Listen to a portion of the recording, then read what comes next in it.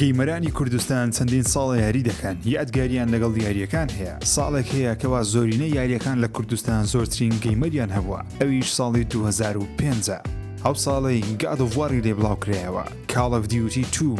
یاریە ناوازەکەی Resident Evil 4 دیاری ساڵی 2005 کەوا گەیمەرانی کوردستان یادگاریان لەگەڵی هەیە ژمارەدا یاری کینگ کۆنگ فیلمە بەناوبانگەکەی کینگ کۆنگ لە کوردستان بینەرێکی زۆری هەبوو و کاتێکەوە یاری کینگ کۆنگ لەسەر هەمان فیلم دروست کرایەوە گەیمەرێکی زۆر یاریەکەیان ئەنجامدا لەلایەن یوبیسۆفتەوە بڵاو کرایەوە بە کامێرەی کەسی یەکەم گەیمەر دەچێتە ناو دوورگەی سکۆڵ لەوێ هەوڵی ڕزگارکردنی ئافرەتێک دەدا ڕوبەڕووی چەندین درڕندە دەبێتەوە لە هەمووی گەورەتریش داینەسوڕەکانە یاریێکی نایابە بێگومان سەیری ئەو ڤیدیۆ بکەی ئەگەری هەیە یاریەکەت کردبێ یان بینی بێ ژمارەنەوە یاری میدنایت کلاب 3 سێم یاری میدنایت لەلایەن ڕۆکستار لە 2005 بڵاو کرایەوە لە کوردستان ئەو یاریە بووە باشترین یاری بۆ نیشاندانی گرافیکی یاریەکان لەو ساڵانەدا خاوەنی گرافیکێکی سەرنجڕاکێش بوون جیهانی کراوە بوو لە سان دیاگۆ ئەتلانتا و شاری دیترۆیت زیاتر لە 120 گۆرانی ناوازیان لەسەردانا بوو و بەدەیان ئۆتۆمبیلی گران بەهاو خێرا و بەرز و نزم و بەهێز لە ناو یاریەکە ئامادە بوون تا گەیمەران تاقیام بکەنەوە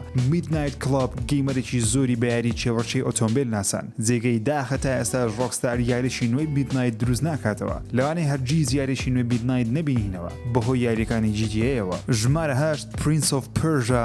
The Two Thrones هەر لە ساڵی 2005 یاری Prince of Persia The Two Thrones بڵاو کرایەوە بێگومان باشترین یاری Prince of Persia نیە چێڕۆکەکەی لە دوای Prince of Persia Warrior Within دەست پێ دەکات دوای کوشتنی دەهاکە و ڕزگارکردنی کالینا و نەهێڵێ هێزی Sand of Time دروست بێت یاریەکە یوبیسۆفتانەیە ئەوەی جێگی سەرنجە گەیمپلەکەی بە تایبەتی بۆس فایتەکانە یارێکی کلاسیکە گەیمەرێکی زۆری کوردستان داوای دروستکردنەوەی بەشێکی دیکەی Prince of Persia دەکەن لەوانەیە هەرگیز یارێکی لەو شێوەیە دروست نەکرێتەوە بەهۆی یاریەکانی Assassin's Creed-ەوە ژمارە 7 یاری Burnout Revenge لەوانەیە چەندین ساڵە گوێتان لە ناوی یاری Burnout نەبووە هەندێکیش لە گەیمەرانی نوێ و ئێستا نەزانن Burnout هەرگیز بڵاو کراوەتەوە ئەو کەسانە یاری Burnout-یان تاقی کردوتەوە دەزانن یاریەکە چەندە چێژی هەبووە بە تایبەتیش کاتێک پێکداندانەکان ئەنجام دەدێت یاریەکە لە دوای سەرکەوتنی Burnout 3 دێت لەسەر ترافیکە لەسەر خێرا لێخوڕینە سوتانی تایە و سوتانی نایترۆجینە تا لە خێرایی 206 کیلومتر لە کاژمێرێک ئۆتۆمبیلەکە پێچ بکەیتەوە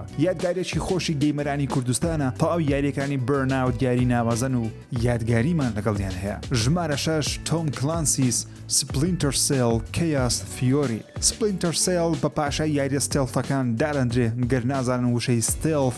مانای چییە واتە بە بێدەنجی بە کڕی واقلی دانە بەدانە دوژمنەکان لە ناو بکەیت بێ ئەوەی دەنگێکی زۆر دروست بکەیت بێگومان یاریەکە تەنیا ستێڵف نییە تەقە و دەنگی زۆری تێدایە یاریەکی زۆر سیاسیشە باسی کوردستانیشی تێدایە بەڵام ئەو بابەتە بۆ ڤیدیۆیەکی دیکە ئەو یاریەی Splinter Cell زیاتر لە 2.5 میلیۆن کۆپی لێفرۆشرا کە ژمارەیەکی زۆرە بۆ کاتە گەر تا ئێستا یاریەکەتان تاقی نەکردوێتەوە تکایە هەلێکی پێ بدەن ژمارە 5 یاری Battlefield 2 Battlefield 2 تەنیا لە PC بڵاوکرایەوە بۆیەش لەوانەیە لە کوردستان گەیمەرانی PC تەنیا بیریان بێ یاریەکە هاوشێوەی یاریەکانی پێشووی Battlefield نییە زۆر جیاوازە لە Battlefield 1942 چونکە ئەو یاریە تەواو مۆدێرنە لە شێوەی بەکارهێنانی چەک و تەقەمهنی لە ڕێگەی ئەو یاریەوە دنیای Battlefield گۆڕدرا لە ڕێگەی ئەو یاریەوە Battlefield بووە بنچمارکی ئەوەی کە یاری تاقیکەرەکان دەبێت چۆن بێت چۆن گول لە کاردانەوەی لەسەر زەوی هەبێ نارنجۆک کاردانەوەی لەسەر دەرگا و باڵەخانە هەبێ یاریەکی نمونەیی Battlefield-دا بەهۆی ئەمەوە Battlefield 3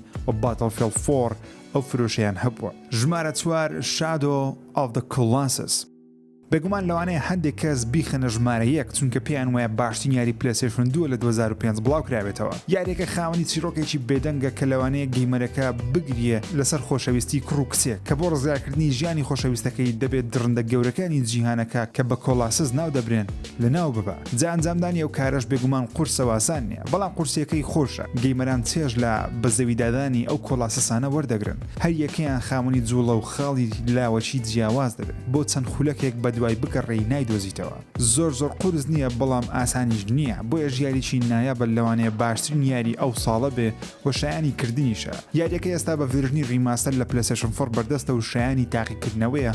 بیکەن ژمارە 3 Call of Duty 2 دووەم یاری Call of Duty لەسەر جەنگی جیهانی دووەمە هاوشێوەی یاری Call of Duty World War 2 کە ئێستا لە PlayStation 4 لە PlayStation Plus بە خۆڕایی ڕاکەن داوڵۆندی کەن ئەو یاریە توانی زنجیرەی Call of Duty بباتە ئاسێکی نێودەوڵەتی و تا ئێستاش بەهۆی ئەو یاریەوە جیهان ناوی Call of Duty دەزانێ. یاریەکە لە Xbox 360 وەکو یەکەمین یاریەکانی بڵاوکرایەوە. مۆدی ئۆنلاینی هەبوو، مۆدی چیرۆکی هەبوو لەسەر ڕزگارکردنی چەندین سەرباز لە کاتی زەنجی جیهانی دووەم. سەرکەوتنێکی گەورەی وای بەدەستهێنا تا ئێستاش بێچێت لە باشترین و خۆشترین یاریەکانی Call of Duty لە ئێمە دارەمرێت. ژمارە 2 Resident Evil 4 لای زۆرینەتان ئەمە پێویستە لە ژمارە 1 بووایە، کێشە نییە، جیاوازی نیە لە نێوان ژمارە 1 و ژمارە 2. باشترین یاری Resident Evil لە مێژوودا بە بڕوای زۆرینەی گەیمەران Resident Evil 4 چونکە یاریەکە خاوەنی ستایلە کە هەرگیز کۆن نابێت، هەرگیز بێزار نابێت لە دووبارەکردنەوەی یاریەکە. گەیمەران بست بە بستی ناو جیهانی یاریەکە شارەزان وێنە بە وێنە شی دەکەنەوە، عاشقی قژەکەی لیۆنن و داوا دەکەن